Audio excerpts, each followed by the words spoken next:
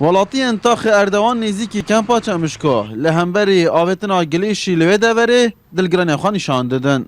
این گله به هنجتتن و نزیکی مالت ما ازعاج ما گله جت بتن بچیک مویت هایم بچیک ماچ نشین در کفن وارا اف بهنا باور کامت مال و وقتی روزی که بچه خصها هواتتن ام نشین مال و اداره بکنش بر وی بهنی بیشم هکا مالا مسئوله که یا بر پر سجل ویری بایا اف گلیشل ویری ند بیام حمید زانه تشتکی واقع ناف ماده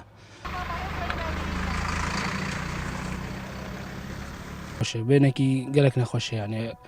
نشن در کفن بین گلیش و بچیک آگرید بردن دما چه حاج مرا نمایه وی منطقه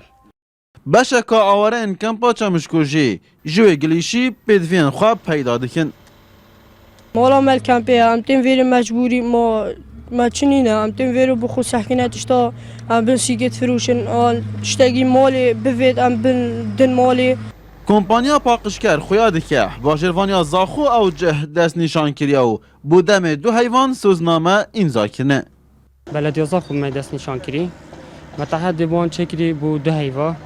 پشتی دو حیوان اموی زبلی همه شویر ببنوه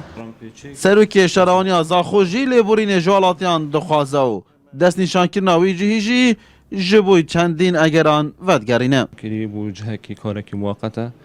بحقیقت نزیک مالایه و گلک نخوشیوان مالایه هی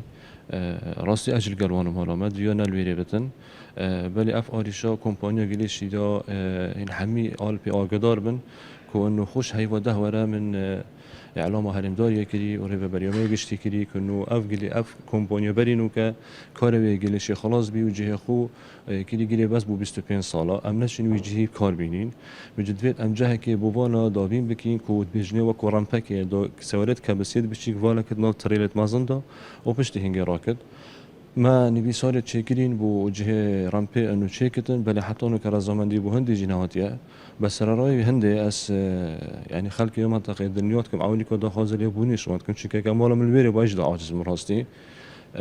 بس ما تسوزنامش كومباني ورقتي كومبانياني كنا ابتش تدي الفيدي جوري فوالا كتن حتى جهة رامبا خود شيكت وتعهد سيرشيكل انه يجي حميش ويرا راكتن لسنور قزازاخو روزانه نزدیکی 300 تن انگلیشی دهنه کم کرنو لطاق اردوان دهنه آویتن او دمکی دایه پیش در جبوی دبرا کواش دهاتشاندن.